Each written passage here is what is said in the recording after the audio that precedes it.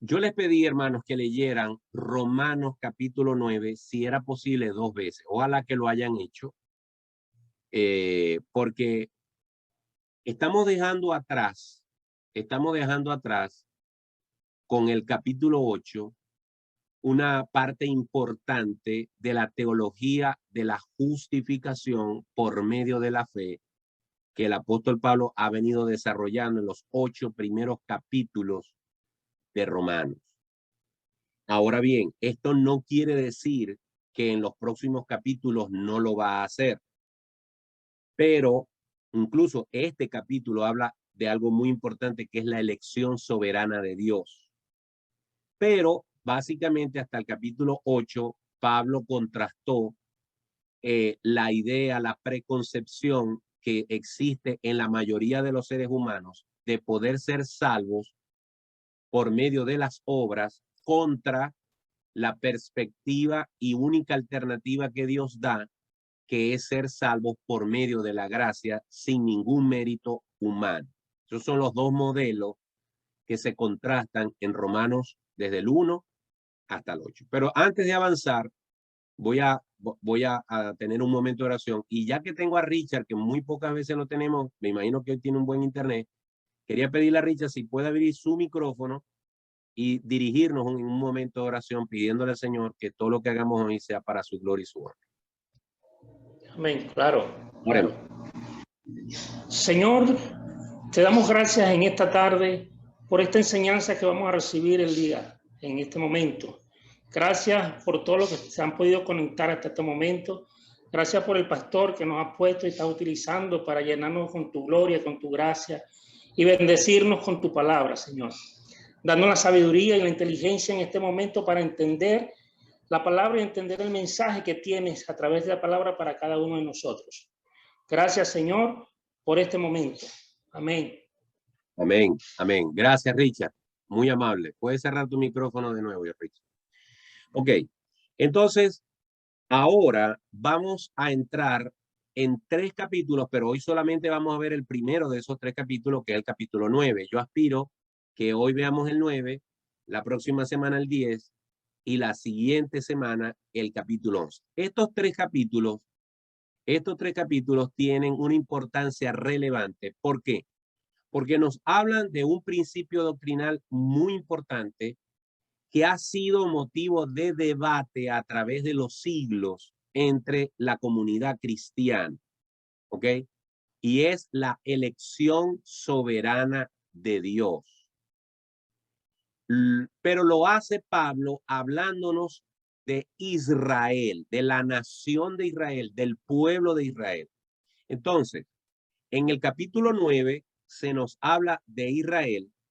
En el capítulo 10 también vamos a hablar de Israel y de la actitud de Israel para con Dios y la razón por la cual Dios, por esa actitud de Israel, decidió incluir a los gentiles en el plan de salvación.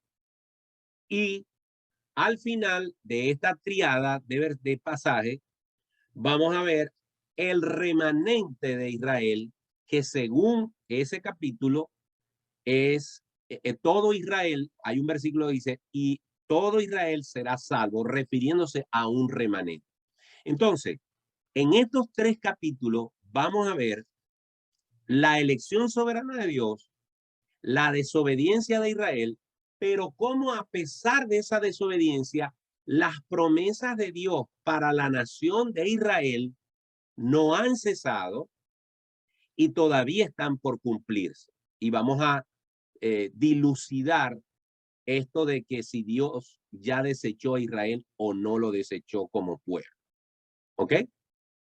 Hoy vamos a concentrarnos en el capítulo 9 y yo voy a ir leyendo algunas secciones porque ya yo asumo que ustedes leyeron previamente. ¿Ok? Creo que Juan Carlos por fin se logró conectar. Vamos a ver si él nos escucha. Juan Carlos es el que tiene camisa negra y lentes. A ver. Ok. Juan Carlos, ¿nos escuchas? Ok. Juan Carlos, yo creo que no nos está escuchando porque él necesita, disculpen, déjenme ver si yo puedo comunicarme con él un segundo. Disculpen tanta interrupción, pero es que como es la primera vez que Juan Carlos se conecta con nosotros, no quiero perder la oportunidad de que él...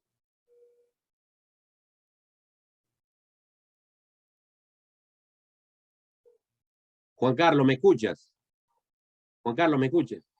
Ok, ya yo te estoy viendo, pero creo que tú no me estás escuchando por el Zoom, ¿o sí? Ok, escúchame. Si tu teléfono está en español, cuando te vas a salir del Zoom y te vas a volver a conectar, cuando te conectes, te va a aparecer un globito blanco que va a decir llamar por internet. O si está en inglés, te va a decir call by internet. Tienes que darle ese globito blanco para que se active tu audio, porque creo que es la primera vez que te estás conectando por Zoom y tu teléfono no está configurado. Desconéctate de la reunión, dale end o leave o dejar o salir, vuelve a conectarte al link y cuando entres te va a salir ese globito y ahí le vas a decir llamar por internet o call by internet para que se te active tu sonido, ¿ok? Bueno, voy a trancar. Ok, vamos a ver si él logra desconectarse y hacer eso. Bueno, disculpen tantas interrupciones. Zuleima, bienvenida. ¿Nos escuchas? Perfecto. Ok. Muy bien. Entonces, les dije que voy a leer Romanos 9 y yo asumiendo que ya ustedes tuvieron su lectura previa, voy a ir leyendo algunos pasajes, lo voy a subdividir en algunos pasajes y los voy a ir explicando. Voy a leer primero Romanos 9, 1 al 5. Romanos 9, 1 al 5. Observen lo que dice o escuchen lo que dice aquí la palabra. Verdad digo en Cristo, no miento. Y mi conciencia me da testimonio en el Espíritu Santo, que tengo gran tristeza y continuo dolor en mi corazón, porque deseara yo mismo ser anatema, separado de Cristo por amor a mis hermanos, los que son mis parientes según la carne, que son israelitas, de los cuales son la adopción, la gloria, el pacto, la promulgación de la ley, el culto y las promesas, de quienes son los patriarcas y de los cuales, según la carne, vino Cristo, el cual es Dios sobre todas las cosas, bendito por los siglos. Amén. Cuando analizamos este pasaje, nos encontramos con una confesión muy sincera de parte del apóstol Pablo. En esta confesión, él quiere poner un énfasis en el primer versículo, donde quiere reiterar que lo que va a decir es sumamente serio y sumamente sincero. Al mismo tiempo, el versículo 2 refuerza que eso que está diciendo el apóstol Pablo es algo que le duele y le entristece. Pocas veces vamos a escuchar a Pablo hablar acerca de que se encuentra dolido o triste como lo manifiesta aquí. Pero lo extraño, y cuando digo lo extraño, es que si ustedes leen el pasaje, uno puede deducir por qué Pablo siente esa tristeza. Uno puede lograr concluir al final del pasaje por qué Pablo siente ese dolor que habla del versículo 2. Pero en ninguna parte, en forma expresa, el apóstol Pablo dice exactamente lo que tenemos que deducir, lo que tenemos que interpretar. Esa es la sensación que a mí me queda. Porque si yo digo que estoy triste por una cosa, se supone que inmediatamente después que lo diga voy a decir por qué estoy triste. Pero Pablo no lo dice en forma expresa, clara y específica, sino que lo da a entender. ¿Ok? Fíjense, dice, verdad digo en Cristo, no miento. Es decir, él quiere expresar a sus lectores que lo que va a decir es algo que sale de lo más profundo de su corazón y que no está siendo hipócrita, que no está siendo falso, que no está siendo liviano en sus sentimientos. Todo lo contrario, quiere que los lectores sepan que lo que está diciendo lo está diciendo con una profunda franqueza y sinceridad. Incluso pone a su conciencia como testigo, y una conciencia, no solamente una conciencia común y normal, sino una conciencia que está gobernada por el Espíritu Santo. Es decir, que el apóstol Pablo no separa lo que está diciendo conscientemente, mientras que al mismo tiempo dice, mi conciencia está gobernada por el Espíritu Santo. Luego que da esa muestra de sinceridad absoluta, dice que tengo gran tristeza y continuo dolor en mi corazón. Pero vamos a seguir viendo que en los siguientes versículos él no dice expresamente cuál es la razón. Nosotros tenemos que deducir cuál es la razón. Luego que habla de que tiene un dolor continuo y una gran tristeza en su corazón, luego dice el versículo 3, porque deseara yo mismo ser anatema, separado de Cristo, por amor a mis hermanos, los que son mis parientes según la carne. Aquí tenemos la primera deducción. La tristeza de Pablo, el dolor de Pablo está relacionado con sus coterráneos, con sus compatriotas israelitas, con la gente que es de su misma nacionalidad y linaje.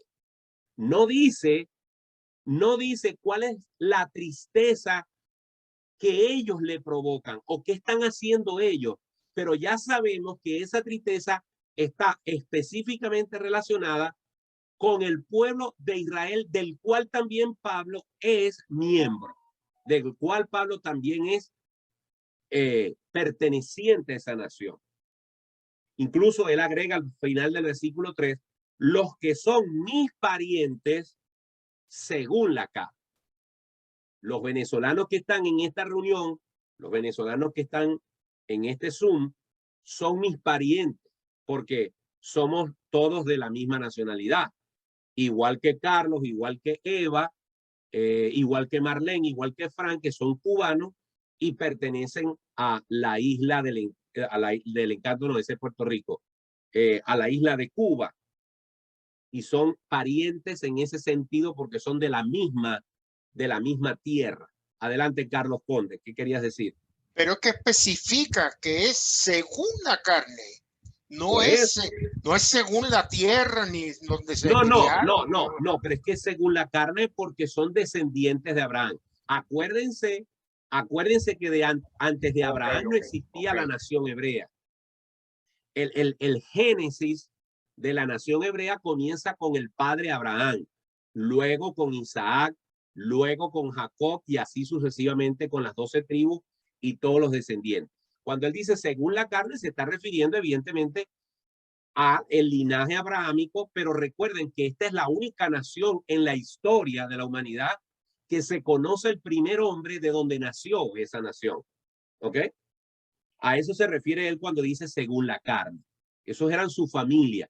Y acuérdense también muy bien que la nación israelita es quizás una de las pocas naciones en el mundo que es muy estricta en la forma en la que ellos se relacionan y tratan de mantener la pureza de su linaje, de su descendencia. Y por eso se casan judíos con judíos. Incluso saben cuáles son sus ancestros y llevan un registro, etcétera, etcétera, según el apellido, la tribu de donde vienen, etcétera, etcétera. Pocos de nosotros tenemos esa capacidad de ir hacia atrás en nuestro árbol genealógico, cuando mucho conocemos a nuestros abuelos y los más afortunados a nuestros bisabuelos. ¿Ok? Ahora bien, ya sabemos que la tristeza de Pablo es por sus hermanos en la carne, que son los israelitas. Incluso el versículo 4 no deja lugar a duda. Dice que son israelitas. Pero luego dice unos atributos que le pertenecen exclusivamente a esa nación. Dice, de los cuales son la adopción. La adopción no en los términos de adopción espiritual. Recuerden que la Biblia clasifica a los seres humanos con respecto a Dios en dos grupos. Los que son hijos de Dios y los que no son hijos de Dios. La Biblia dice claramente que Dios envió a su Hijo unigénito. El único Hijo de Dios es Jesús.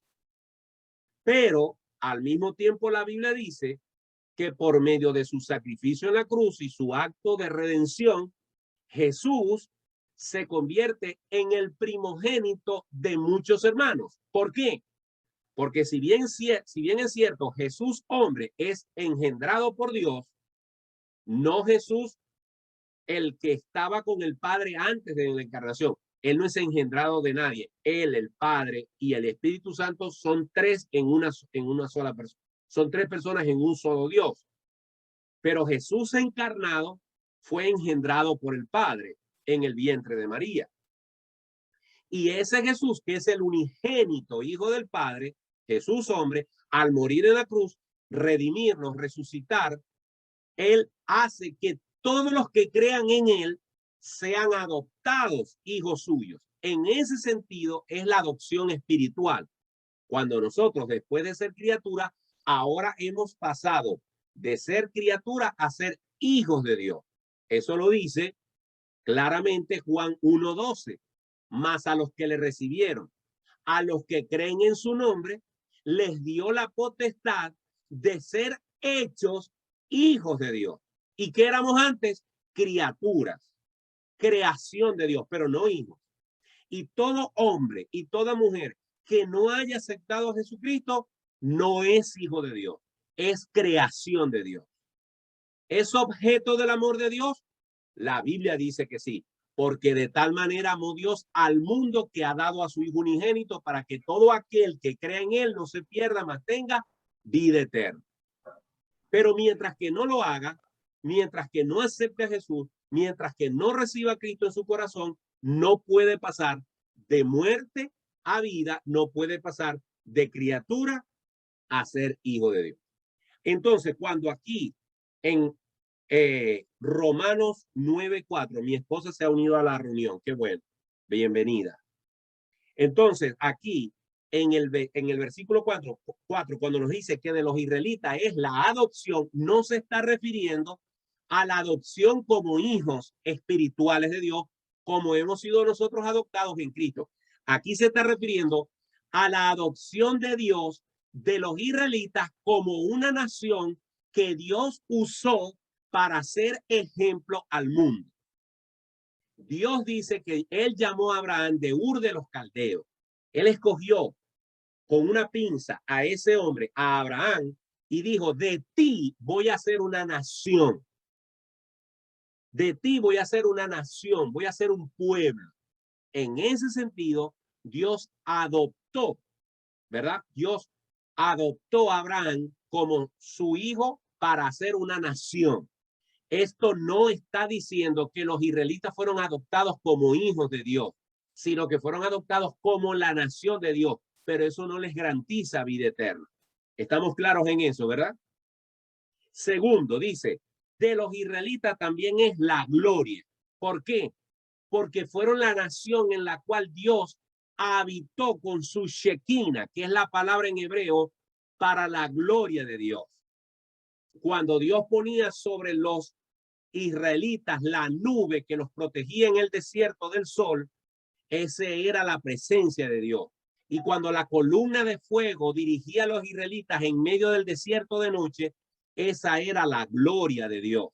Y cuando se estableció el tabernáculo y se estableció el lugar santo, el patio, el lugar santo y el lugar santísimo, que estaba cubierto por una cortina muy espesa, muy gruesa y muy alta, dice la Biblia que cuando el sacerdote entraba al lugar santísimo a ofrecer el sacrificio, la Shekinah, la gloria de Dios, descendía el único pueblo, la única nación que ha tenido esa experiencia en el Antiguo Testamento era el pueblo de Israel. Por eso Pablo dice, a los israelitas les pertenece la adopción como pueblo y les pertenece la gloria de Dios, porque allí se manifestó la gloria de Dios. Pero también les pertenece el pacto que Dios estableció con los israelitas en el desierto a través de la ley mosaica. Ese fue el viejo pacto. Por eso es que hay dos testamentos, el antiguo pacto y el nuevo pacto, el Antiguo Testamento y el Nuevo Testamento. Pero a los israelitas, el único pueblo con el que Dios estableció un pacto como el pacto mosaico fue con el pueblo de Israel. La promulgación de la ley, la entrega de la ley que Dios le dio a los israelitas y les dio una ordenanza de cómo tenían que vivir. No solamente me estoy refiriendo a los 10 mandamientos, Deuteronomio, Éxodo, Números y Levíticos están llenos de una cantidad de normas que Dios le dio a Israel, normas sanitarias, normas alimenticias, normas para poder vivir en comunidad. Toda esa cantidad de normas, el único pueblo que ha recibido ese tipo de instrucción tan específica ha sido el pueblo de Israel. Pero además de eso, a los israelitas les pertenece el culto, porque Dios incluso determinó la forma en la que lo iban a adorar, la forma en la que iban a hacer los sacrificios, los tipos de animales, las características que tenían que tener los animales que se iban a sacrificar, el momento en el que lo tenían que hacer, la época del año, cuántas veces. Toda esa programación de la alabanza a Dios, la forma en la que se tenía que vestir el sacerdote, etcétera, etcétera, todo eso Dios se los especificó a los israelitas, a ninguna otra nación.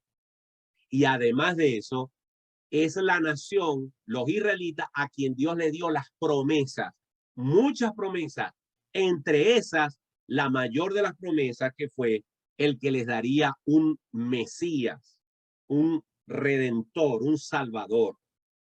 Pero entonces Pablo, para reforzar este abolengo, este currículum de la nación de Israel, termina diciendo en el versículo 5, ¿de quiénes?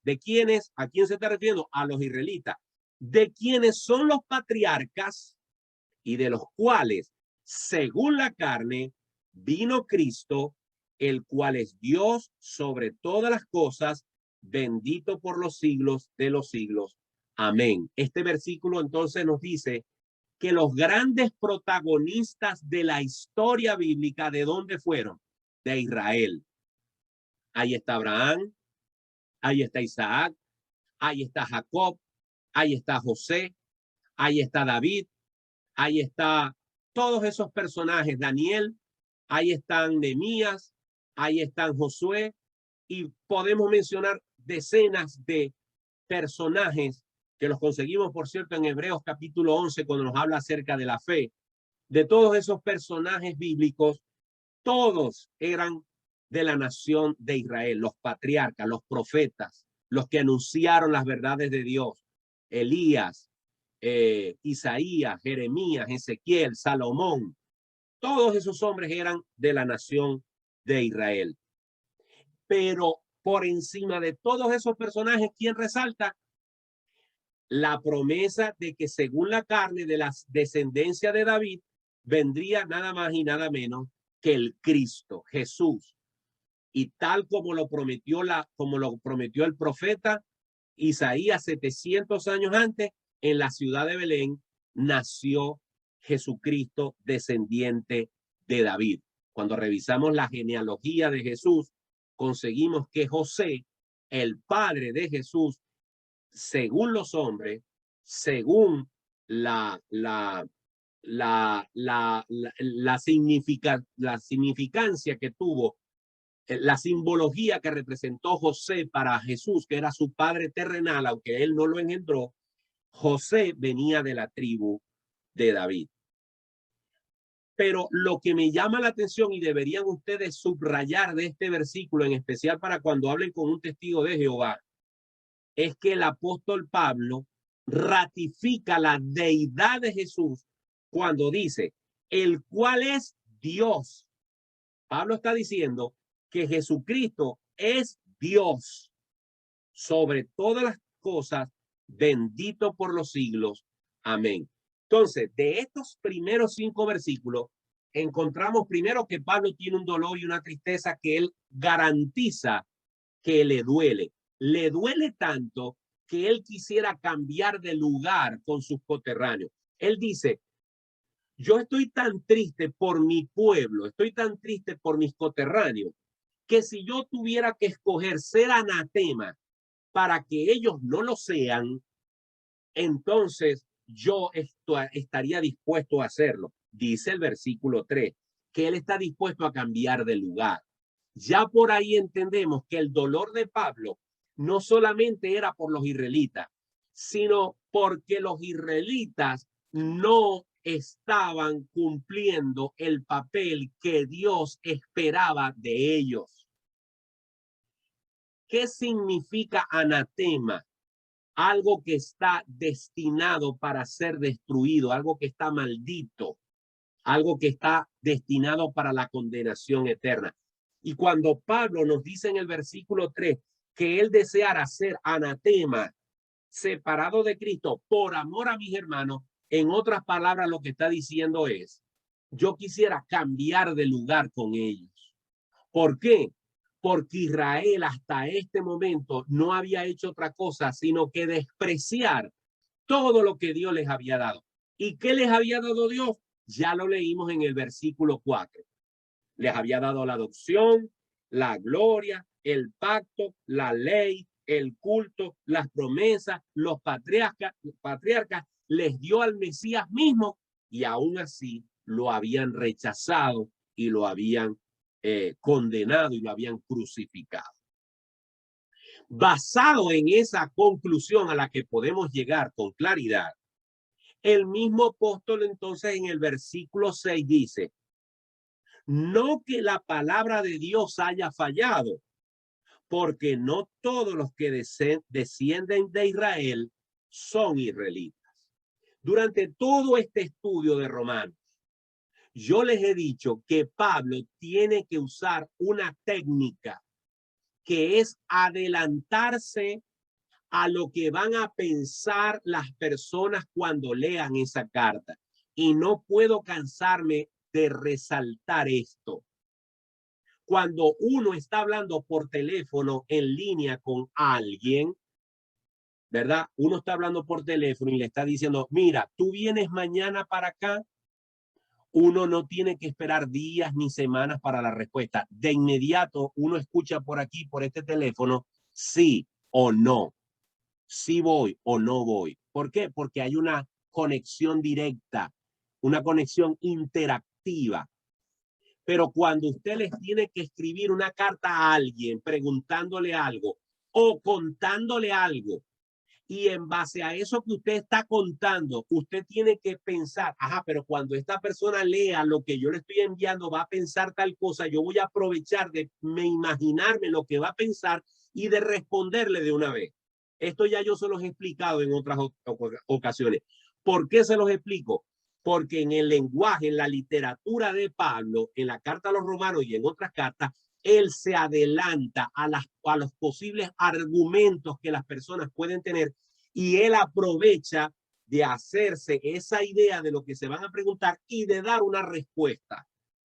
Entonces él dice, bueno, si él siente dolor por los israelitas y él está dispuesto incluso a cambiar de lugar con ellos, alguien podría decir, pero bueno, entonces el plan de Dios, los israelitas lo echaron a perder. Entonces las promesas que Dios hizo a los israelitas se echaron a perder. Dios no estaba seguro. Los israelitas realmente terminaron de echar por la borda los planes de Dios. Por eso es que en el versículo 6 él dice, no que la palabra de Dios haya fallado. Porque no se trata de que los israelitas hayan echado a perder el plan de Dios. ¿Por qué? Porque si tú dices, si tú piensas que tú vas a ser hijo de Dios porque eres descendiente de Abraham y al final no estás comportándote como un hijo de Abraham, alguien pudiera pensar que Dios falló en su palabra. Pero Pablo pasa a explicar por qué la palabra de Dios no ha fallado. ¿Por qué? Porque la concepción de que yo soy hijo de Abraham solamente por ser su descendiente es una concepción errada. Yo no voy a ser heredero de las promesas de Abraham por ser su descendiente de linaje, de sangre, sino si soy su hijo desde el punto de vista espiritual. Y es aquí donde Pablo empieza a explicar eso. Fíjense lo que dice. No que la palabra de Dios haya fallado, porque no todos los que descienden de Israel son israelitas. ¿Cómo es esto? ¿Cómo es esto que todos los que descienden de Israel, no todos son israelitas? Si yo nací en Venezuela, se supone que yo soy venezolano. Si yo soy de Cuba, se supone que yo soy cubano. ¿Cómo es esto de que no todos los que nacen en Venezuela no son venezolanos? ¿Cómo es esto de que no todos los que nacen en Cuba son cubanos? Ah, porque Pablo no está hablando en términos terrenales. Pablo no va a explicar lo que va a explicar en términos genéticos, sino desde una perspectiva espiritual. Y ya lo va a empezar a desarrollar. Dice el versículo 7. Ni por ser descendientes de Abraham son todos hijos, sino, 2 puntos, en Isaac te será llamada descendencia. ¿Por qué los 2 puntos? Porque esa frase, en Isaac te será llamada descendencia, es una cita de lo que dice Génesis 21:12. Entonces, ¿cuántos hijos tuvo Abraham? Tuvo a un primer hijo que se llamó ¿cómo? Ismael. El primer hijo de Abraham no fue Isaac. El primer hijo de Abraham fue Ismael. ¿Y con quién lo tuvo? Con Agar, una sierva. Pero lo curioso es que Dios no toma en cuenta a Ismael como hijo de Abraham para los planes que Dios tenía para Abraham. Para los efectos del plan de Dios, para los efectos del hilo histórico que Dios iba a desarrollar a partir de Abraham, el único hijo que contaba era Isaac, no los demás hijos que tuvo o que pudo haber tenido Abraham fuera de su relación con Sara. Es más, si ustedes buscan Génesis capítulo 22, Génesis capítulo 22, cuando Abraham estuvo a punto de sacrificar a su propio hijo y Dios lo detuvo en el último instante, Génesis 22, versículo 12, cuando ya el puñal de Abraham estuvo a centímetros de clavarse en la garganta de Isaac y Dios lo detuvo, el versículo 12 dice, y dijo, no extiendas tu mano sobre el muchacho, ni le hagas nada, porque ya conozco que temes a Dios, por cuanto no me rehusaste tu hijo, tu único,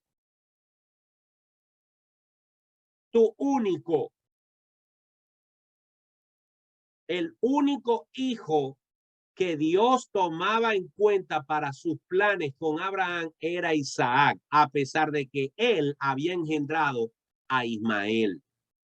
Así que Abraham, Pablo, para demostrar el punto de que no todos los que son hijos de Abraham son descendientes de Abraham, porque Dios lo está viendo desde una perspectiva espiritual, él dice, no todos son hijos, sino que Dios dijo, en Isaac te será llamada descendencia. La gente dice, no, porque todos somos hijos de Dios, pero no todos somos hijos de Dios. Todos somos criaturas de Dios.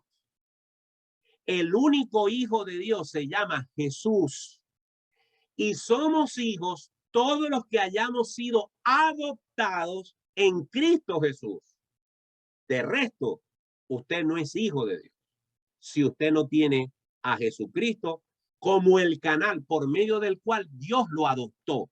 Aquí sí estamos hablando de adopción espiritual y no de la adopción que hablamos de los israelitas que fueron adoptados como pueblo, como nación, como país, como gentilicio, pero no como hijos de Dios.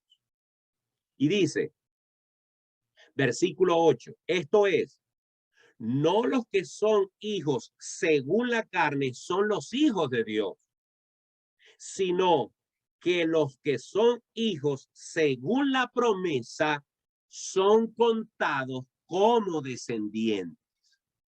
Cuando Dios le dijo a Abraham, en ti serán benditas las naciones de la tierra, estaba incluyendo no solamente a sus descendientes, sino a otras naciones. Y ese punto lo va a desarrollar Pablo un poco más adelante. Es decir, que la posibilidad de ser hijos espirituales de Dios a través de Abraham no solamente iba a ser para los descendientes de Abraham que obedecieran a Cristo, sino también para los creyentes de otras naciones que obedecieran a Cristo. Porque la promesa de Dios es que en Abraham y en la descendencia de Abraham, de donde viene Cristo, entonces las naciones podrían ser o podrían pasar a ser hijas de Dios si solo si aceptaban al Mesías como Señor y Salvador. Entonces, versículo 9, porque la palabra de la promesa es esta: por este tiempo vendré y Sara tendrá un hijo. Pero Pablo, para reforzar el argumento, porque es importante lo que ya dije hace unos minutos, Pablo está adelantándose a las personas que van a argumentar en contra de él. Pablo está diciendo aquí, ¿verdad?, que los que son hijos de Dios son los que no son los que son descendientes carnales, sino los que son descendientes espirituales. Pero, alguien podría decir dentro de los que le van a argumentar en contra de Pablo, bueno, pero eso que tú estás diciendo de Sara, de que solamente Dios tomó en cuenta como un solo hijo a Isaac, claro, eso es correcto, eso tiene que ser así, porque el hijo que Abraham tuvo con Agar fue un hijo fuera del matrimonio y por lo tanto, al ser fuera del matrimonio, no contaba. Y por eso los judíos se sienten tan orgullosos de ser descendientes de Isaac, del hijo legítimo, del hijo legítimo. Así que ellos podían aparentemente tumbarle ese argumento a Pablo diciendo, es que Dios toma solamente en cuenta a Isaac porque era el hijo legítimo con Sara. Pero ahora Pablo, para demostrar que ese no es el argumento solamente, ahora habla lo siguiente, versículo 10. Y no solo esto, sino también cuando Rebeca concibió de uno, de Isaac nuestro padre, pues no habían aún nacido ni habían hecho aún ni bien ni mal para que el propósito de Dios conforme a la elección permaneciese, no por las obras, sino por el que llama. Aquí Pablo empieza a meterse en las aguas profundas de la doctrina de la elección. Y él empieza a decir, miren, si por casualidad a ustedes se les pasa en la cabeza que el ejemplo de Isaac no sirve porque Isaac es el hijo legítimo de Sara, déjenme decirles que hubo un hombre llamado Isaac que no tuvo hijos con otra, solamente tuvo hijos con su esposa, con Rebeca. Y esa esposa llamada Rebeca tenía en su vientre a dos muchachos. ¿Cómo se llamaban esos muchachos?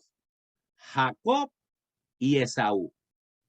Pero Esaú iba a ser el mayor y Jacob iba a ser el menor. Cuando dos gemelos están en la misma barriga, evidentemente, y nacen, así nazcan con un segundo de diferencia, el que salga primero es el mayor y el que salga de segundo es el menor. Y el que salió primero fue Esaú. Todavía no había sucedido para el tiempo que Pablo está diciendo esto. En la narrativa de Pablo, él dice, todavía estaban en el vientre los dos bebés. No habían hecho ni nada malo ni nada bueno. Pero lo que él quiere decir es que lo que va a hacer Dios con Isaac, con Jacob y con Esaú, demuestra que Dios es el que elige y que la descendencia de, en este caso de Isaac, fue conectada con Jacob, que era el menor, que era el segundo, y no con Esaú, que era el primogénito. Es decir, que ya se cae el argumento de que Isaac no podía ser tomado en cuenta como un buen ejemplo, porque ahora Pablo dice, ok, si se les ocurre pensar eso, Dios escogió de dos hermanos de la misma madre y del mismo padre, escogió a uno y al otro no.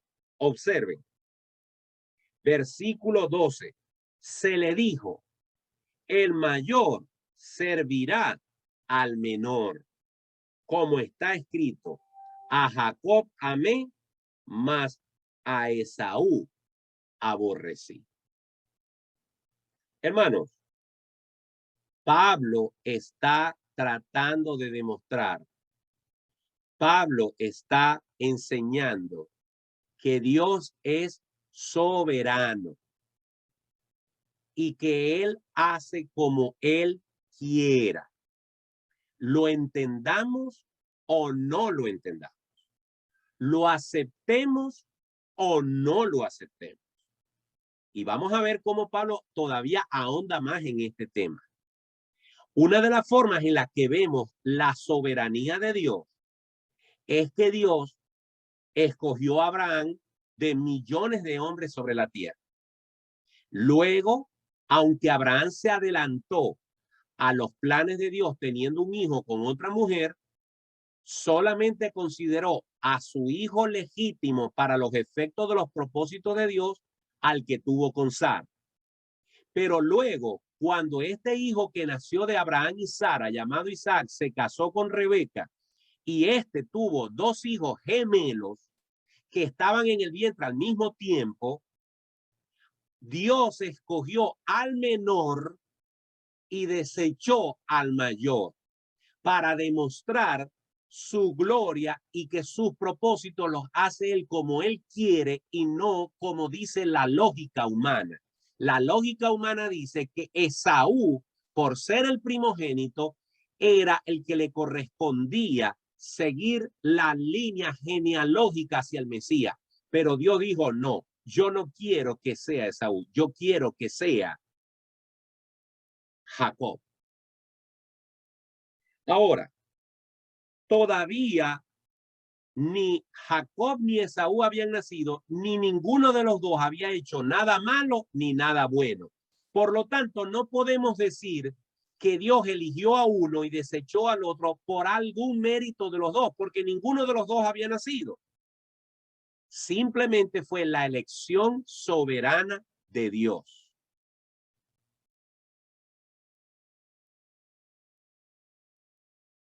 Versículo 14. Viene una pregunta lógica. ¿Qué pues diremos? ¿Que hay injusticia en Dios? En ninguna manera. Yo quiero que ustedes anoten las citas bíblicas que yo les voy a dar. Por favor, anoten unas citas bíblicas que yo les voy a dar, porque este es un dato que debemos tomar en cuenta de la carta a los romanos. Por favor, anoten Romanos 3:9. Luego van a anotar Romanos 3:31. También Romanos 6:2. También Romanos 6:15. También Romanos 7:7.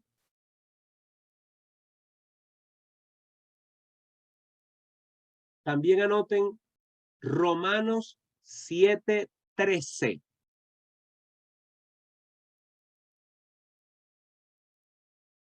Romanos 9:14, que es el que acabamos de leer.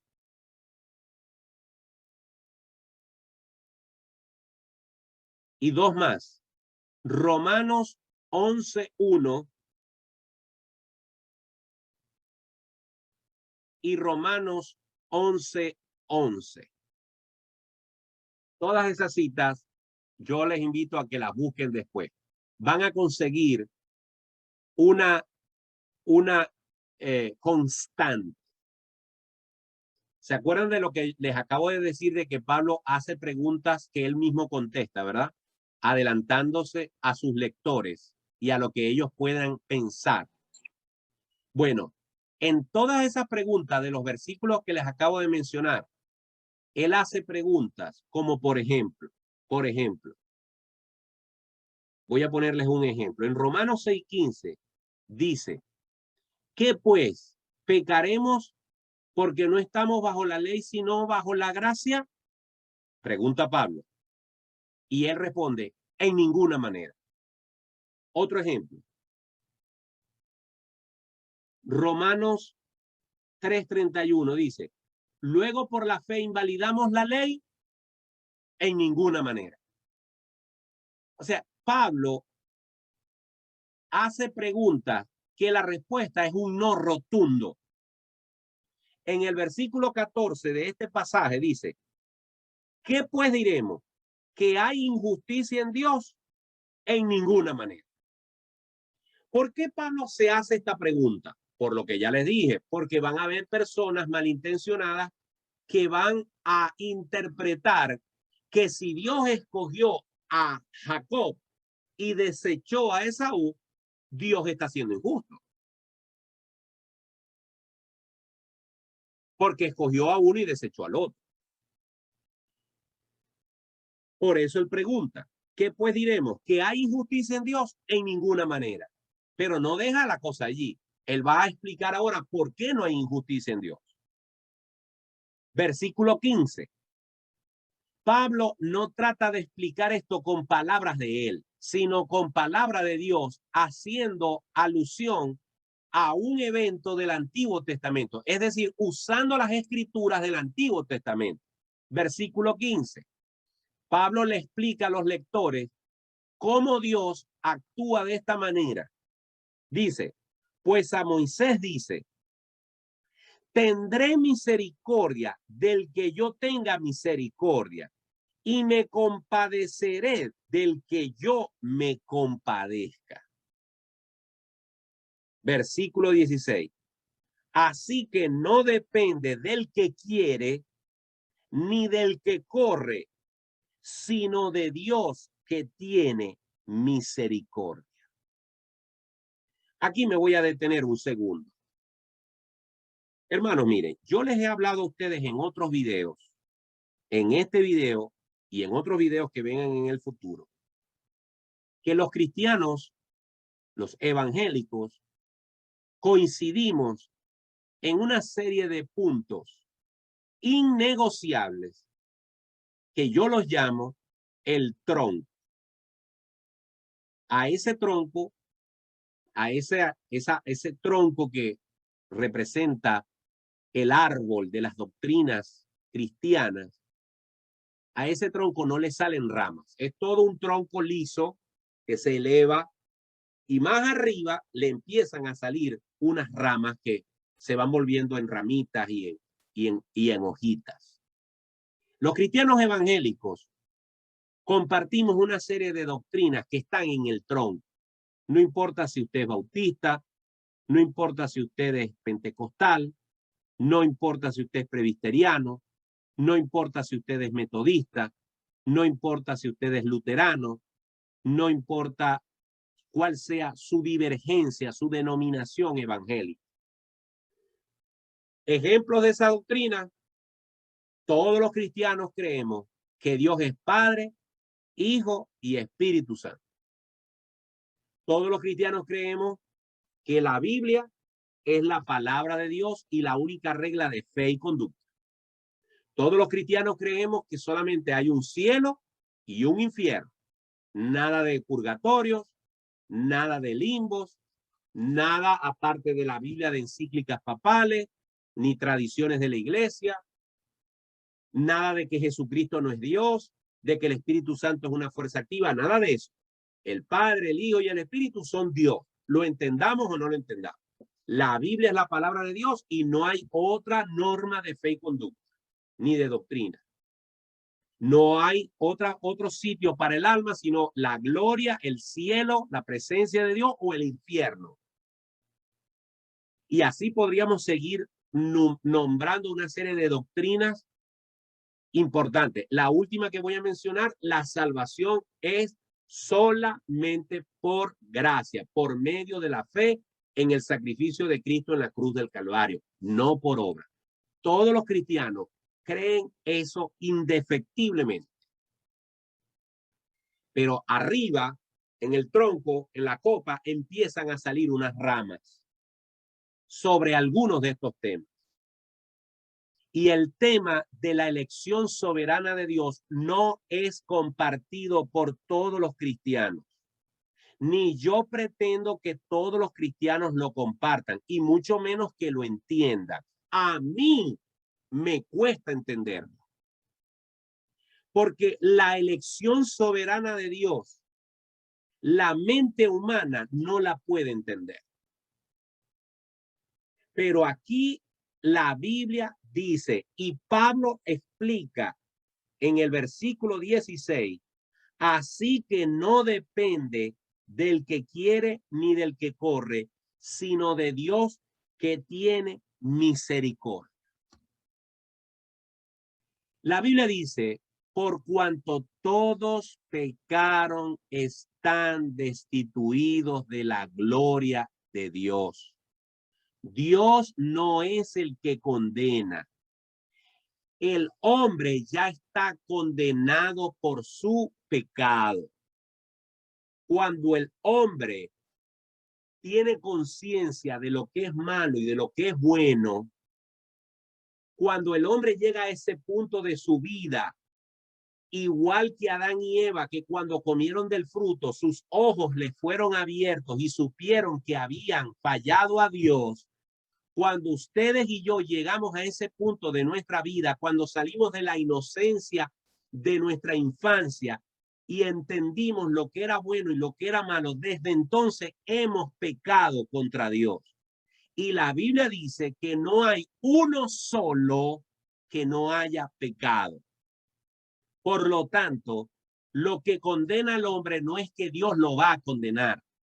El hombre, la mujer, que ya sabe lo que es mal, lo que es bueno, ha pecado y ya está condenado. No es Dios quien lo condena. Es su condición de pecador la que lo condena. Él falló, ella falló y está condenado, separado de Dios. La posición, la doctrina de la elección soberana dice que Dios decide de ese grupo de personas condenadas salvar a algunos y a otros no.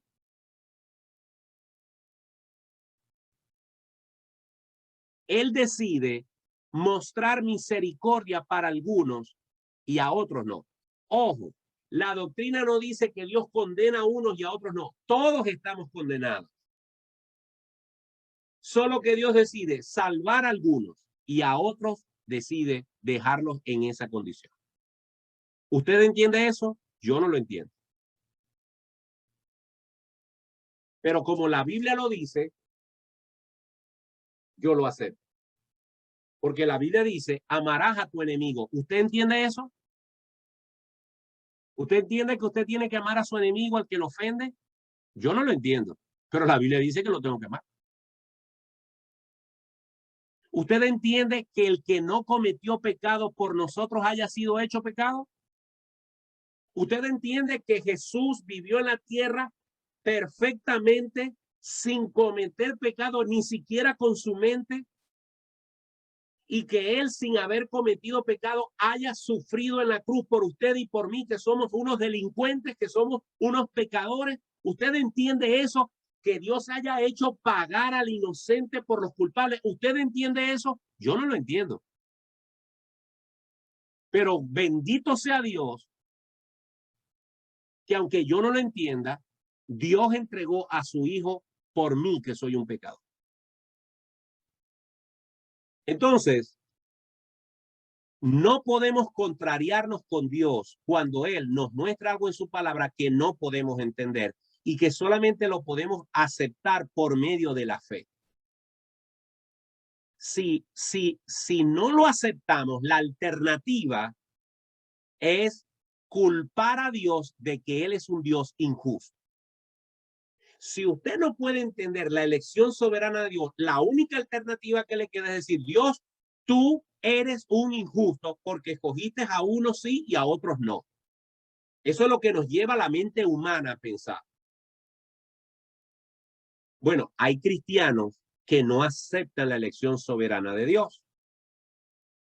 Y la contrapartida a la elección soberana de Dios, la doctrina que está en la otra acera que otros cristianos evangélicos abrazan, a pesar de que en el tronco sí están de acuerdo, es que el hombre tiene libre albedrío.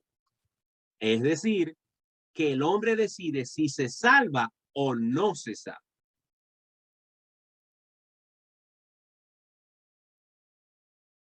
Que Dios deja que cada quien decida qué hace con su vida. Yo estoy hoy enseñando, conforme a Romanos capítulo 9, la elección soberana de Dios. Y confieso que aunque no la entiendo, me adhiero a ella, porque la otra opción del libre albedrío no tiene el sustento bíblico que tiene esta posición. Por cierto, que yo lo que les estoy hablando es de la natilla. De esta natilla para abajo hay muchos metros de profundidad. Incluso me voy a atrever a leer un párrafo que está en un libro que utilicé para preparar el estudio y que es una cita de Martín Lutero. Y quisiera leerla porque me parece que es sabio leer. Dice Martín Lutero lo siguiente: no es sabio para el novicio o para el novato entrometerse demasiado con los propósitos y misterios divinos. Nadie tiene mayor tendencia a confundir el entendimiento y endurecer el corazón que tomar comida fuerte demasiado pronto. Procuremos no hablar de estos asuntos demasiado ligeramente. Las cosas secretas pertenecen a Dios. Las reveladas nos pertenecen a nosotros. Tocante al Todopoderoso, no podemos escudriñarle, pero es excelente en poder, juicio y gracia. No afligirá sin causa. Regocijémonos que la gran verdad de la gracia divina está escrita en la palabra y revelada en Cristo. Martín Lutero. En otras palabras, lo único que yo le critico a los defensores, a los exponentes de la elección soberana de Dios, es que hoy en día, en esta época, hablan más de elección que de salvación. Sus predicaciones, sus estudios bíblicos, hacen más énfasis en que Dios eligió a algunos y a otros no. En vez de predicar el evangelio para que Dios, que es el que opera en los corazones, haga con ese mensaje lo que tenga que hacer en cada corazón. Es decir, yo estoy enseñando esto porque lo tengo que enseñar. La única forma de no enseñar la elección soberana de Dios es que yo al capítulo 9 le diga, hermano, mire, el capítulo 9 no lo vamos a leer. Vamos a pasar de una vez al 10. Yo no puedo hacer eso. La otra opción es que lo lea y que yo me haga el loco y dé una mala interpretación del pasaje. Pero aquí está diciendo claramente el apóstol Pablo que es Dios el que tiene misericordia de quien él quiera tener misericordia. lo entienda yo o no lo entienda. La otra alternativa es ponerme bravo con Dios y decirle, ¿por qué Dios no tiene misericordia de fulano o de sutano? No sé, no me pregunte. Eso es de Dios. Y vamos a seguir avanzando. Versículo 17, para seguir Pablo demostrando el punto. Porque la escritura dice a Faraón, otra cita de Éxodo 9:16, para esto mismo te he levantado, para mostrar en ti mi poder y para que mi nombre sea anunciado por toda la tierra. Dios tenía un pueblo que salió ¿de quién? De Abraham. Abraham tuvo Isaac, Isaac tuvo a Jacob, Jacob tuvo 12 hijos. De esos 12 hijos, uno de ellos fue vendido a los egipcios. Luego Dios operó esa traición de los hermanos contra José, y Dios permitió que José, que no entendía por qué sus hermanos lo habían vendido, y él no entendía por qué Dios le permitió pasar por tanto sufrimiento, el día que José lo entendió fue el día cuando él era el segundo a bordo en Egipto después de Faraón, y sus hermanos vinieron a buscar comida en Egipto y ellos no sabían que José era su hermano, y él los estuvo presionando hasta que los encerró en una habitación y se quitó su ropaje y le dijo, yo soy su hermano José que ustedes vendieron, y lo que ustedes me quisieron hacer a mí, Dios lo transformó para bien. Ahí fue cuando José entendió todo el sufrimiento y todas las circunstancias por las que había pasado, que Dios necesitaba a un hombre en Egipto para bendecir al pueblo de Israel. Ahí el rompecabezas tomó sentido para José y para sus hermanos, que su conciencia no los dejaba en paz. Y cuando José trae a su familia a vivir en Egipto, pasaron 400 años y entonces Egipto oprimía a la nación de Israel. Y Dios quería mostrar su gloria, Dios quería mostrar su poder a Egipto y a las naciones de la tierra, y le quería mostrar su poder a esa nación que ya no era una tribu de 200, 300 ni 500 personas, sino que era un pueblo que algunos estudiosos dicen que sobrepasaba el 1.000.000 de personas o más. Dios quería mostrar el poder de su gloria a todas las naciones que podían alcanzar a saber de lo que estaba pasando allí. Pero Dios, para mostrar su gloria, puso a un hombre llamado Faraón que tenía un corazón duro, que la Biblia dice que él endureció su corazón, y también la Biblia dice que Dios endureció su corazón. Y cuando la Biblia dice que Dios endurece el corazón de alguien, no es que Dios siembra el mal en esa persona, no es que Dios hace malo a esa persona, sino que Dios en su soberanía deja que ese que ha decidido endurecer su corazón siga endureciéndolo sin que Dios intervenga. Cuando la Biblia dice que Dios endureció el corazón, es que Dios dejó a que ese hombre, el faraón, se opusiera en contra de Dios. ¿Quién es un hombre? ¿Quién es un hombre para que se pueda oponer a Dios? Nadie, a menos que Dios se lo permita. A menos que Dios lo deje. Satanás tentó a Jesús, ¿por qué? Porque Dios se lo permitió. Job pudo hacerle todas las maldades, Satanás le pudo hacer todas las maldades a Job que le hizo, siendo varón perfecto, ¿quién como él sobre la tierra? Porque Dios se lo permitió. Pero si Dios no se lo permite, Satanás no puede tocarle ni un pelo a Job. Y cuando Jesús escogió a sus 12 apóstoles, ¿no escogió a Judas? ¿Por qué escogió Jesús a Judas si Judas lo iba a vender? Al final de la historia lo sabemos, dice la Biblia, que cuando Jesús estaba orando al Padre, en Juan capítulo 17, y está haciendo la última oración al Padre delante de sus discípulos, y le dice, de los que me diste, ninguno se perdió, sino el hijo de perdición, para que la palabra se cumpliese. Conclusión, a Dios no le toman por sorpresa las cosas. Faraón sin querer queriendo, fue un instrumento para que Dios mostrara su gloria. Porque si no es por la dureza del corazón de Faraón, Dios no muestra las 10 plagas que manifestó sobre Egipto. Entre esas la última, que fue la plaga que mató a todos los primogénitos egipcios.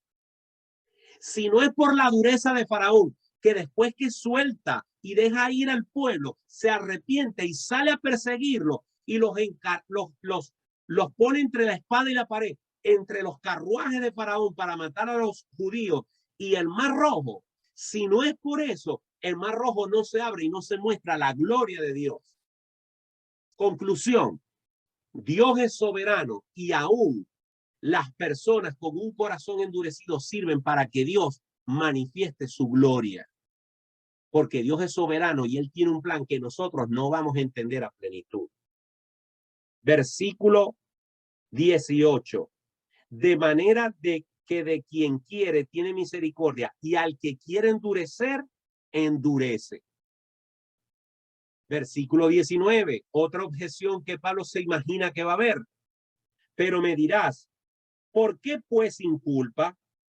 Porque ¿quién ha resistido a su voluntad? Es lógico que nosotros nos preguntemos esto. Yo me lo he preguntado. Pero bueno, si Dios es el que soberanamente elige y es el que soberanamente quiere tener misericordia de unos sí y de otros no, ¿por qué los inculpa? Bueno, la primera respuesta del apóstol Pablo está en el versículo 20. Pablo dice, mas antes, oh hombre, ¿quién eres tú para que alterques con Dios? Es decir, supongamos que Dios nunca nos explique por qué Él actúa de esa manera. Como no nos explica, entonces la actitud que voy a tener es de altercar con Dios y de acusar a Dios de injusto. ¿Quién eres tú? Como le dijo Dios a Job, ¿dónde estabas tú cuando yo hice los cielos y la tierra? Cuando le puse límites al mar. ¿Quién eres tú para criticarme a mí? Miren, hermanos, no hay peor negocio que ponernos a pelear con Dios. Es como que si una hormiga quisiera pelear con un elefante, aunque la comparación es mala, porque estoy comparando a Dios con una cosa terrenal. Pablo dice, mira, lo primero que te tengo que responder, si se te llega a ocurrir preguntarte, porque no entiendes la elección soberana de Dios, si se te ocurre hacerte ese tipo de preguntas, ¿quién eres tú para que alterques con Dios? Dirá el vaso de barro al que lo formó, ¿por qué me has hecho así? Es decir, Pablo trata de llevar esto al ridículo. Cuando digo que lo quiere llevar al ridículo, es decir, ponerse a pelear con Dios, es tan ridículo como que un alfarero, ustedes saben lo que es un alfarero, ¿verdad? Alguien que trabaja con el barro fresco, lo pone sobre una cosa y le da con un pedal y va haciendo la jarra como él quiere. Y con la mano le va poniendo el cuellito finito y después la boca se la pone anchota. Y abajo también lo pone y le hace figurita. Imagínense que cuando el florero ya está casi listo, el florero abra su boca y le diga al alfarero, ¿por qué me hiciste así? Yo quería hacer era una vasija o yo quería hacer una taza para sopa. Así de ridículo se ve un hombre preguntándole a Dios, ¿por qué tú actúas de esa forma, Dios? Yo les he recomendado un libro que se llama Cuando lo que Dios hace no tiene sentido. Todo ese libro son testimonios de personas que no entendían cómo Dios permitió en su vida unas desgracias que no tenían sentido. De hecho, el primer testimonio de ese libro es un joven que se graduó de su high school, que luego fue a la universidad. Era un joven cristiano que fue a la universidad y cuando se graduó de doctor, le ofrecieron ir a trabajar en los mejores hospitales de Estados Unidos y él decidió irse a África para ser misionero en África.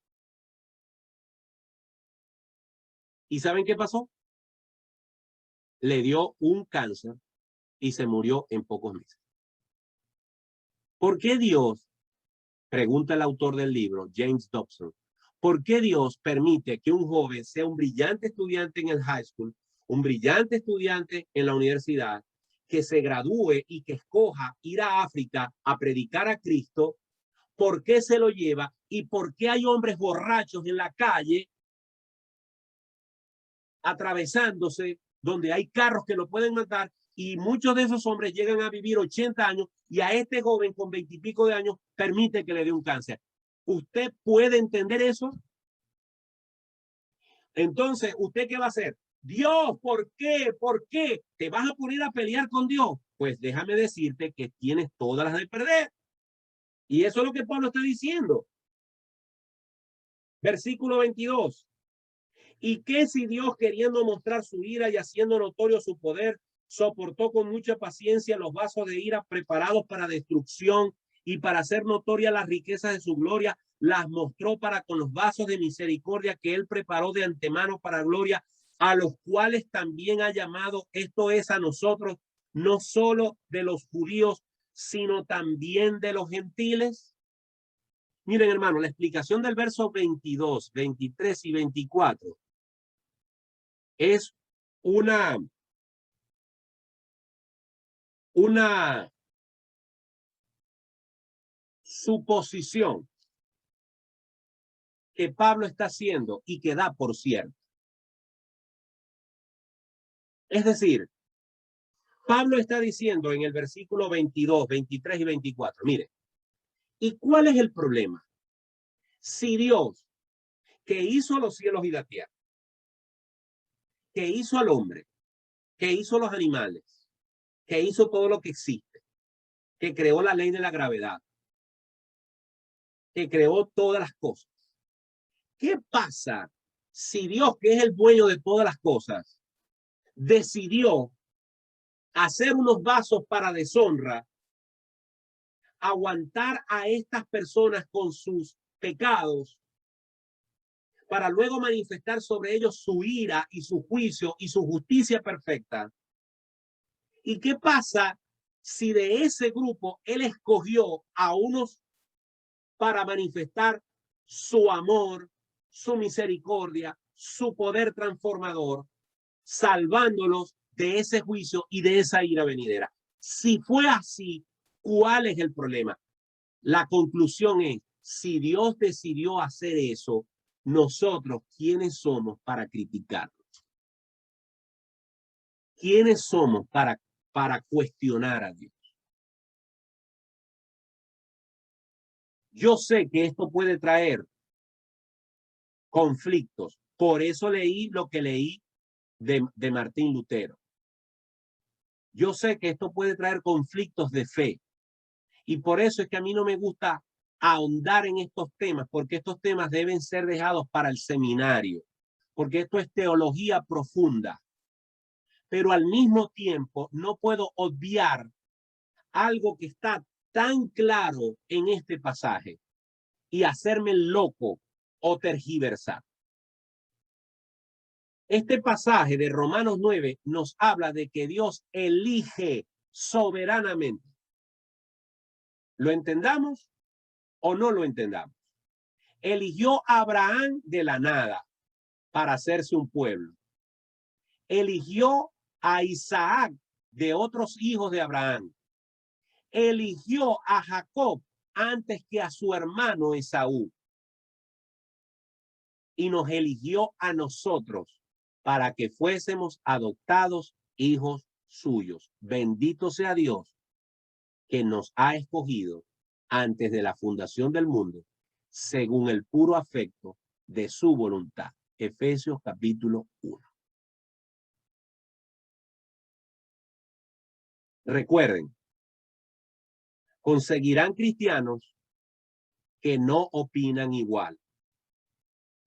Conseguirán cristianos que no tienen esta misma perspectiva, que están en otra acera, aunque crean todo lo que está en el tronco. Y déjenme decirles algo.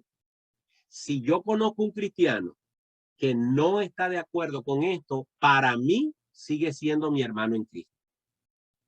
Si yo consigo un cristiano que cree que la salvación es por el libre albedrío del hombre, que la salvación se puede perder, aunque yo no estoy de acuerdo con esa persona, para mí, para Martín Portillo Reina, esa doctrina no me lleva, esa diferencia doctrinal no me lleva a considerarlo un anatema, a considerarlo alguien que no es mi hermano en Cristo.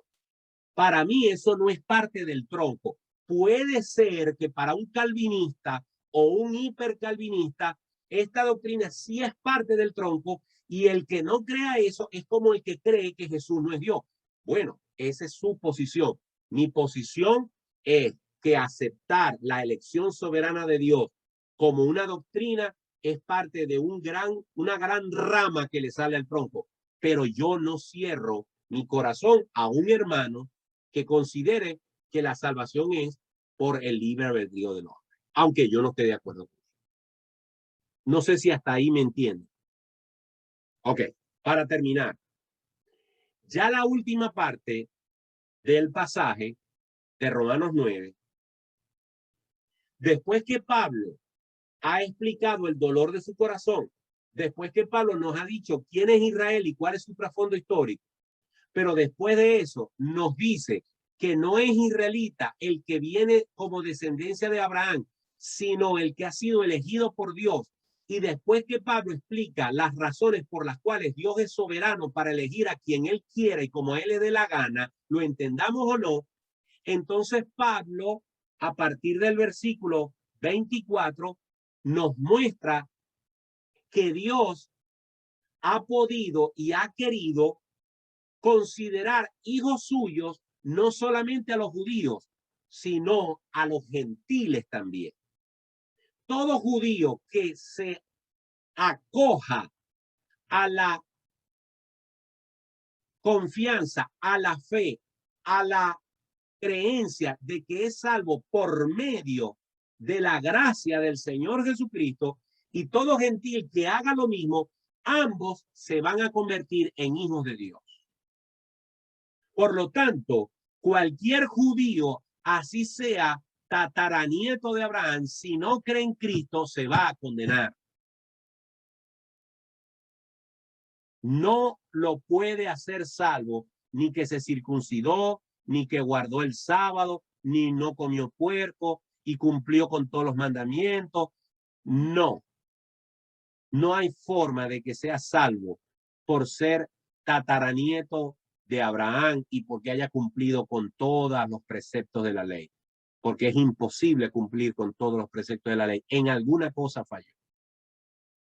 Y cualquier gentil, aunque no esté circuncidado, aunque no guarde el sábado, aunque no se ponga la ropa de los judíos y aunque no tenga ninguna gota de sangre, ningún gen, ningún cromosoma que venga de Abraham, si cree en Jesucristo, es hijo de Abraham espiritualmente. En este sentido, hay un solo Israel. En este sentido, hay un solo Israel. El Israel espiritual formado por los descendientes de Abraham, creyentes en Jesús, y los no descendientes de Abraham, creyentes en Jesús. Lo que te hace hijo de Dios es creer en Jesucristo como su Señor, tu Señor y tu Salvador.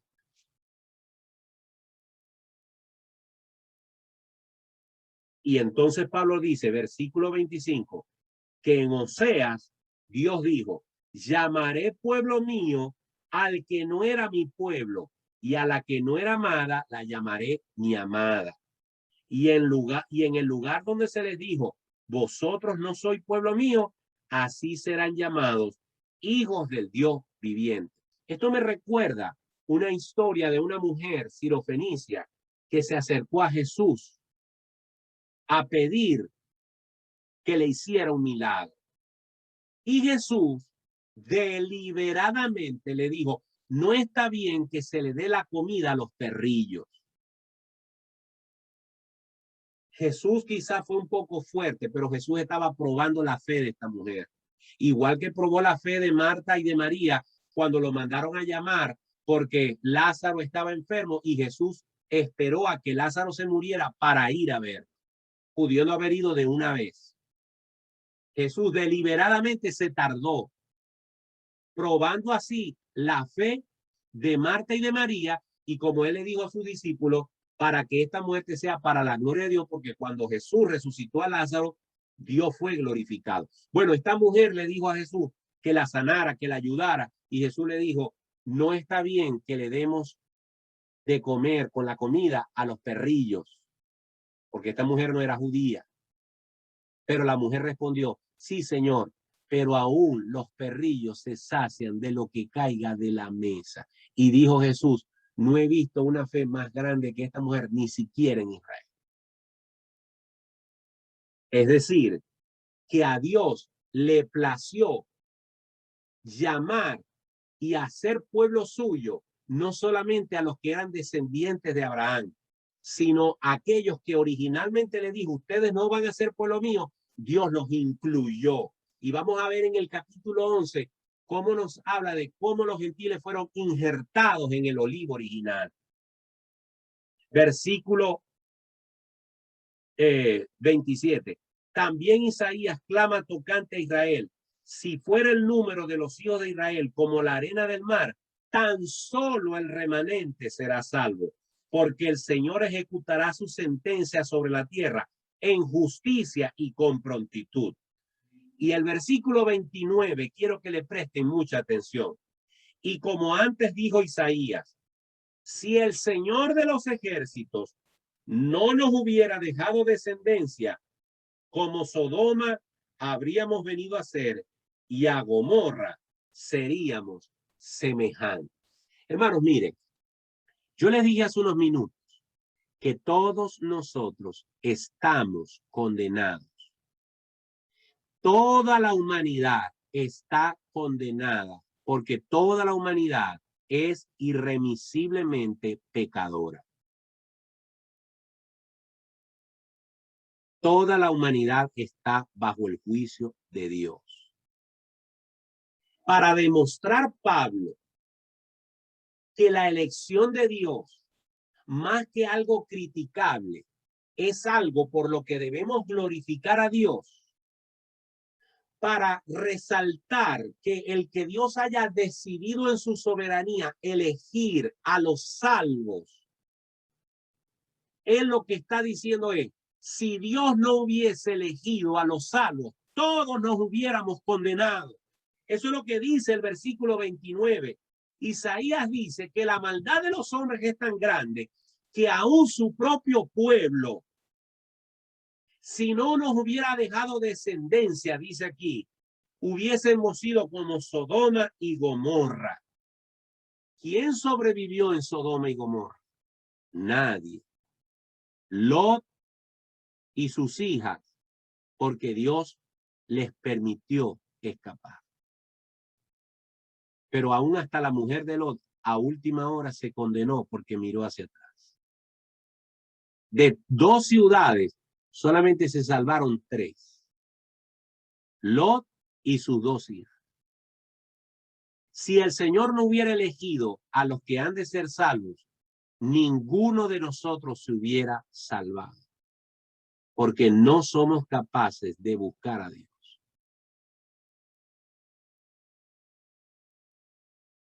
Versículo 30, ya estamos terminando.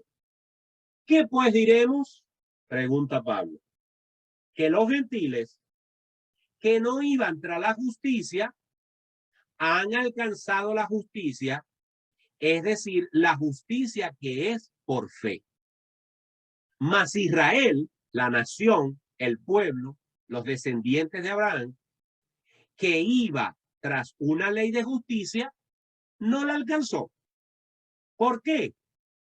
Porque iban tras ella no por fe, sino como por obras de la ley, pues tropezaron en la piedra de tropiezo, como está escrito, he aquí pongo en Sión piedra de tropiezo y roca de caída, el que creyere en él no será avergonzado.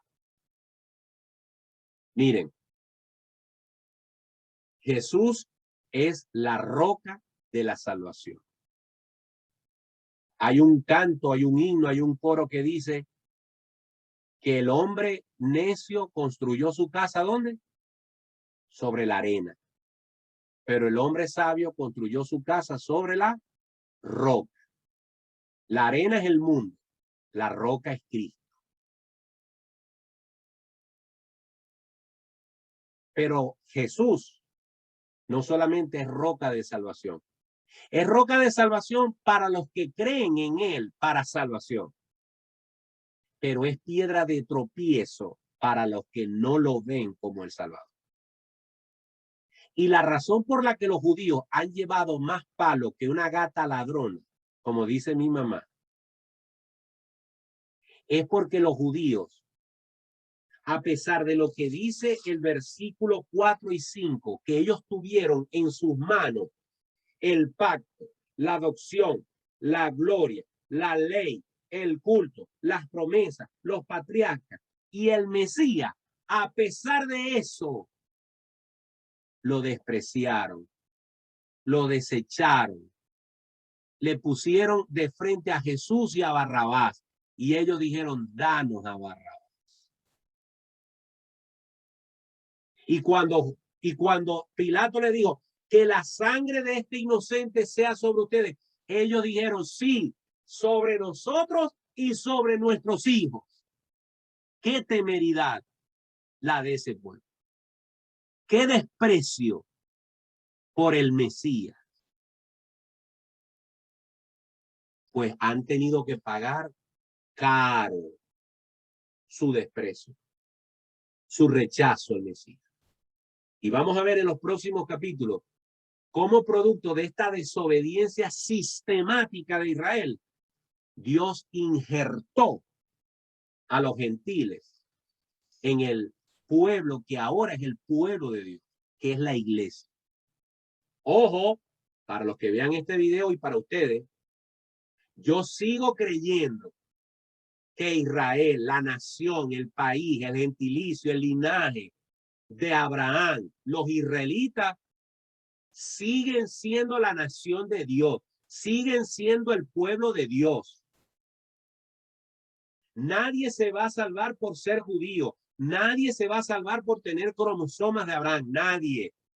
Se es salvo solamente por medio de la fe. Pero la nación de Israel ha tenido, tiene y tendrá una relación hasta el final de los días con Dios, y Dios no ha terminado con ellos. Y lo vamos a ver en los siguientes capítulos. Pero el pueblo de Dios, los hijos de Dios, están formados por todos los creyentes, judíos o gentiles, en Cristo Jesús. Y ese Jesús, que puede ser la roca de salvación, lamentablemente los judíos lo vieron como una piedra de tropiezo y rechazaron al Mesías porque ellos confiaron más en su sistema de leyes, en su autojustificación por medio de la ley, que confiar en el ofrecimiento de salvación por medio de la fe en Cristo Jesús. ¿Saben por qué? Y con esto termino. Porque los judíos estaban esperando un Mesías político. Los judíos en el tiempo de Jesús estaban esperando un rey que les devolviera la gloria que tuvo Israel en aquellos primeros años del rey Saúl y del rey David, que vencían a todos los pueblos, que tenían toda aquella gloria antes de ser desmenuzados, antes de ser dividido el reino, antes de ser llevados cautivos. Ellos esperaban un Mesías político que les devolviera su hegemonía como nación. Y cuando vieron que Jesús vino montado en un borrico y que les habló fue de amor y de misericordia y de perdón, y les habló acerca de que él derribaría este templo y lo levantaría en 3 días. En fin, cuando dijo tantas cosas que a ellos los irritaron, ellos no supieron interpretar que esa era la promesa del Padre y lo rechazaron y tropezaron en la piedra que es Cristo Jesús. Hermanos, se nos ha ido el tiempo. Quiero dar una breve oportunidad si alguien tiene algo que decir o preguntar. tienen que abrir su micrófono. Creo que Nelly quiere decir algo. A ver, Nelly. ¿Se puede decir triuno? Si te respondo que sí, estaría siendo irresponsable, porque aunque he escuchado el concepto, no estoy seguro de decir si está bien teológicamente, ¿no? El concepto de sí, el concepto de mucho últimamente. Sí, el concepto de la Trinidad es un concepto, al igual que la elección divina, la elección soberana de Dios y otros temas, que al tratar de explicarlo, queriendo entenderlo con nuestra mente, nos enredamos más, ¿eh? Porque nuestra mente no está en capacidad de entender la Trinidad. De hecho, la palabra Trinidad no aparece en la Biblia. Es una conclusión a la que llegamos cuando leemos todo el texto bíblico desde Génesis hasta Apocalipsis. Y hay textos de sobra para demostrar que hay un Dios Padre, que hay un Dios Hijo y que hay un Dios Espíritu Santo. Hay textos que nos demuestran que aunque Jesús estaba en la tierra encarnado y oraba al Padre, Él era Dios, Él es Dios y sin embargo oraba a Dios Padre. Pero el Padre Nuestro es una manifestación maravillosa de la Trinidad, porque la Biblia dice, Padre Nuestro que estás en los cielos, santificado, ya conocemos todo el Padre. Pero observen que cuando Jesús le preguntaron a sus discípulos, enséñanos a orar, ¿verdad? Él les enseñó a orar al Padre, al Dios Padre. Yo, Martín Portillo, cuando ora, yo estoy pensando en Dios Padre y sé que Dios Hijo está a su lado intercediendo por nosotros. Y sé que el Espíritu Santo, como lo leímos en Romanos 8, está intercediendo por nosotros con gemidos indecibles. ¿Cómo debemos orar? No lo sabemos, pero el Espíritu Santo sí lo sabe. Entonces, aún en la oración vemos cómo existen tres personas. Ahora, el concepto de triuno sería ahorita un poco irresponsable de mi parte decirte si está bien o no. Te prometo que lo voy a averiguar. Muy bien. ¿Alguien más? ¿Alguna pregunta? Pastor, yo lo que puedo... Y después Juan Carlos. Adelante, Reiniela. Yo lo que puedo decir es que como, bueno, usted siempre que yo voy a decir algo, usted me lo contesta antes, ¿no? Y nuestra mente realmente es bastante finita para comprender todas. Ahorita tengo en la cabeza así como puff. O sea, claro. Exacto, porque tengo como que lo que uno o en la carne uno puede pensar y uno puede, y lo que realmente Dios planificó, dejó por sentado, pues, y es comprender, como dice usted, aunque no lo entendamos, aunque tengamos dudas, aunque realmente no nos vale ponernos en pleitos con Dios y simplemente entender que esa es su voluntad y él tiene el propósito, pues, porque permite las cosas. Y antes de que Juan Carlos responda, hable, yo solamente quiero decir algo. Yo hablé de este tema hoy y hablaré de este tema todas las veces que tenga que hablar, porque creo que estoy hablando con gente madura en la fe. Entonces yo no lo voy a hablar delante de un nuevo creyente, ¿verdad? Aunque a los mismos creyentes nos queda la cabeza haciendo puff, cuanto más a un nuevo creyente. Pero hablé de esto porque, como lo dije, las dos alternativas o las alternativas que tenía eran estas. Para saltarme Romanos 9 y hacerme el loco, cosa que no me gusta, ¿ok? Porque así como me gusta hablar de Juan 3:16, que es pan comido, me gusta hablar de estos pasajes que son fuertes. Y les voy a confesar algo, Normalmente cuando el pasaje es muy sencillo, yo lo leo, hago unas notas y no hago mayor esfuerzo por estudiarlo porque sé que voy a poder con el bagaje que yo tengo. Pero cuando me voy a meter en estos terrenos, entonces me rodeo de libros y de comentarios bíblicos y etcétera, etcétera, y investigo porque sé que me estoy metiendo en temas que son fuertes.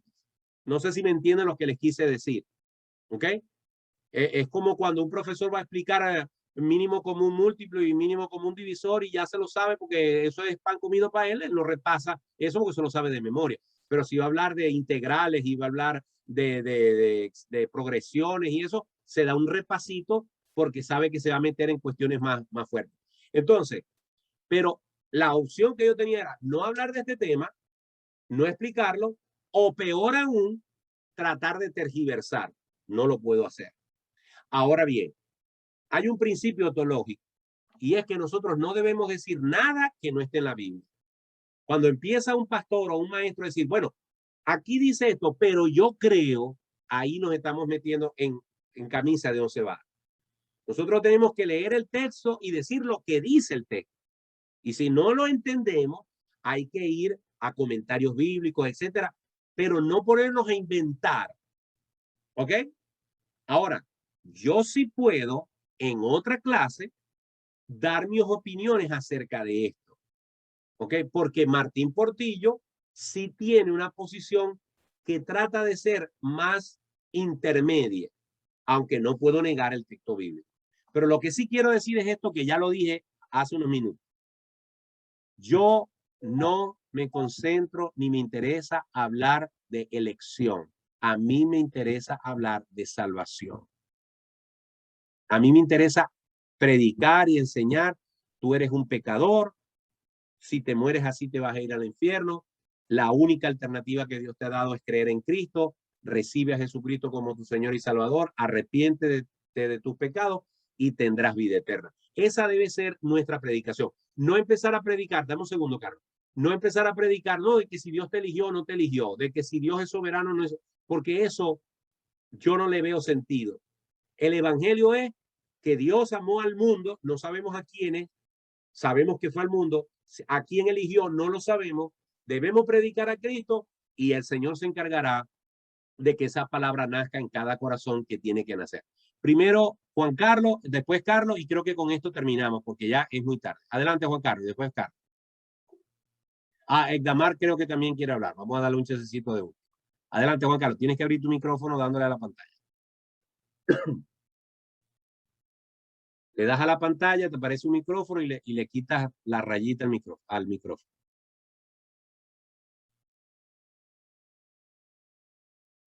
Tranquilo Juan Carlos, mira, tú le das al celular por aquí, te aparece una barrita y aparece un micrófono y le das al micrófono y le quitas la rayita.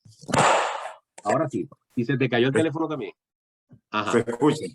Adelante. Muy bien. Gracias, pastor. Bueno, en lo particular me parece excelente el tema. A mí sí me gusta hablar del tema de la elección y la soberanía de Dios, a pesar de que no lo puedo entender de manera completa como no lo puede hacer nadie.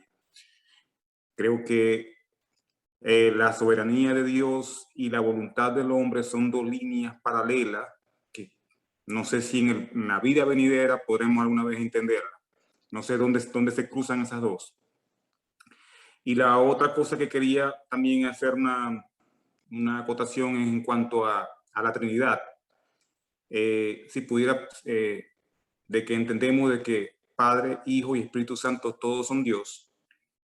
Yo estoy plenamente de acuerdo con eso, pero quisiera entender por qué la Biblia dice que Jesucristo es el primogénito de toda creación, lo cual me hace entender a mí de que Jesucristo fue un ser creado. Y si fue un ser creado, entonces ¿cómo es Dios? Solamente quería decir eso. Gracias, pastor. Adelante. Adelante, Carlos Conde. Gracias por tu pregunta. Yo solamente sobre el asunto de la elección libre que tiene Dios, yo todo eso lo achaco a algo quizás más profundo y que seguimos sin entender, que es la omnisciencia de Dios. Dios sabe, dice que él antes de la creación del mundo ya sabía todo y él sabía todo lo que iba a pasar.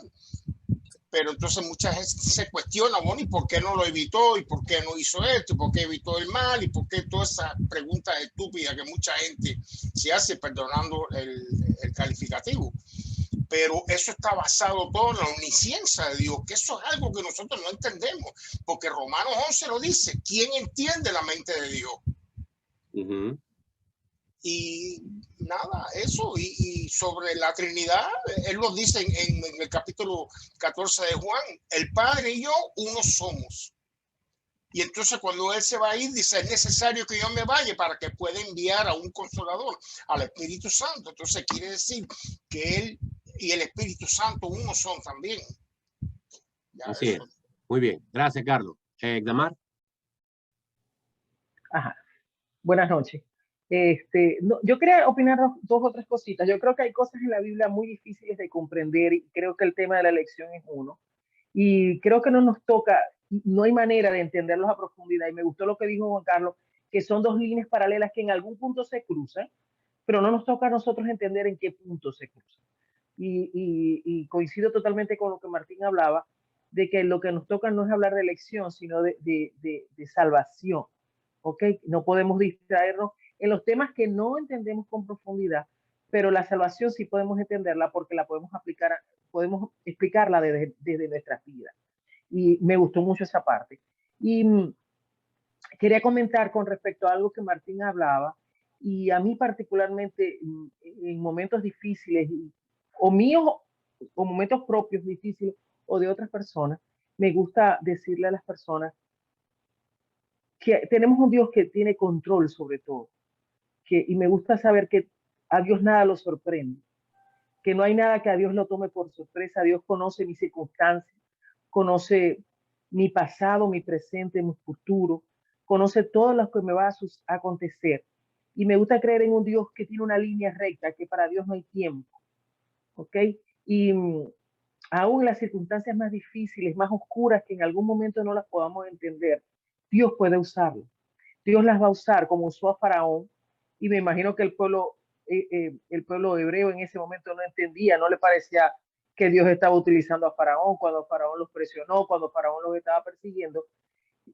Yo no creo que ellos estaban deseosos de eso y diciendo qué bueno que Faraón nos está persiguiendo. Ellos se veían, oye, salimos de aquí, nos acosaron, ahora estamos ante el Mar Rojo, vamos a morir. ¿Qué sentido tenía estar aquí?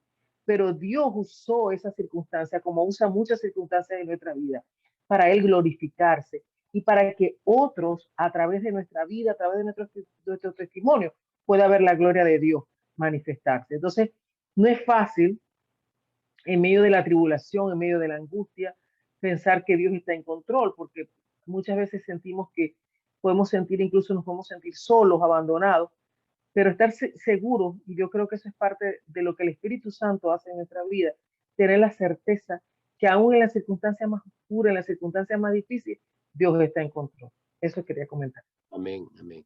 Bueno, por razones de tiempo no puedo andar. Prometo que a Juan Carlos le voy a dar una respuesta con respecto a ese versículo que preguntó de por qué dice la Biblia que Jesús es el primogénito de toda creación. Me faltó quizás mencionar, porque más adelante lo voy a hacer en los próximos estudios, que aún hasta los más acérrimos calvinistas, es decir, la gente que afirma todo esto que hablamos de la elección soberana de Dios, ellos dicen que existe precisamente ese concepto de dos líneas paralelas en la Biblia, con la única acotación que tengo que decir es que esas dos líneas no se encuentran jamás. Y es lo que algunos críticos dicen que es una contradicción. Es decir, estas dos líneas son que existe la elección soberana de Dios, pero también existe la decisión o responsabilidad del hombre. Pero como lo dije durante el video, y lo dicen muchos de estos predicadores, y yo lo creo también, y lo dice Lutero, tratar de desmenuzar estas doctrinas y de entenderlas en nuestra cabeza no es posible. Por eso me gustó poner el ejemplo de que a veces nos obsesionamos con tratar de entender lo de la elección soberana o el libre albedrío, porque no nos parecen lógicas las cosas. Pero si nos vamos a preocupar por esas cosas, entonces preocupémonos por entender o por explicar cómo el que no cometió pecado por nosotros fue hecho pecado.